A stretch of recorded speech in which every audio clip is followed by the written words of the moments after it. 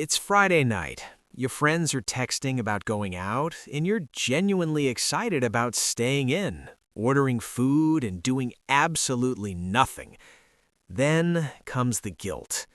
Are you lazy? Antisocial? Missing out on life? Spoiler alert, you're none of those things. You're just wired differently, and there's fascinating science behind why your happy place might be your living room. First, environmental sensitivity. Some people's nervous systems are naturally more reactive to external stimuli like noise, crowds, and unpredictable environments. If you're one of these people, being out in the world isn't just tiring, it's genuinely overwhelming. Your home becomes your sanctuary because it's the one place where you can control everything. No loud conversations you didn't choose, no fluorescent lighting, no surprise social interactions. It's predictable, safe, and requires zero performance. Then there's introversion, which is different from shyness. Shyness is about fear. Introversion is about how your brain processes energy. Introverts don't hate people.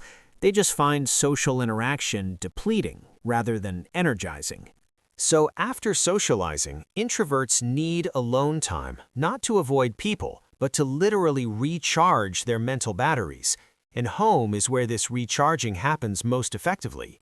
But here's something interesting. Many homebodies also score high in absorption, the ability to become completely immersed in activities, losing track of time. People high in absorption can find incredible fulfillment in solo activities like reading, creating, gaming, or crafting. They don't need other people for stimulation because they can generate their own rich internal experiences. This is why a homebody can spend an entire weekend alone and feel completely satisfied. Now let's talk autonomy preference. Some people have a stronger psychological need to direct their own time and activities. Going out means compromising on where, when, and whose schedule to follow. At home, you're in complete control of everything. There's also a neurochemical reason: dopamine sensitivity. People with lower dopamine sensitivity need intense, novel stimulation to feel rewarded. But if you have higher dopamine sensitivity, a good book, a cozy blanket, your favorite show, that's enough to light up your reward centers. You're not boring. Your brain just has a lower threshold for contentment, which honestly sounds like a gift. Let's address the overstimulation problem. Modern life is loud, bright, fast, and constantly demanding your attention. For sensitive nervous systems, being out in this means operating in a constant state of mild stress. Home eliminates most of this. Dim lighting instead of fluorescence, silence instead of crowd noise, peace instead of chaos. For overstimulated nervous systems, staying home isn't avoidance, it's regulation. Now, here's a critical distinction. Loving home because it recharges you is healthy. Staying home because you're terrified of the outside world is anxiety. If you're avoiding social situations because of fear or panic, that's worth talking to someone about. But if you're choosing home because it genuinely makes you happier, that's not something to fix. Society pushes this narrative that being social and outgoing is better, healthier, more successful. But psychological research doesn't support this.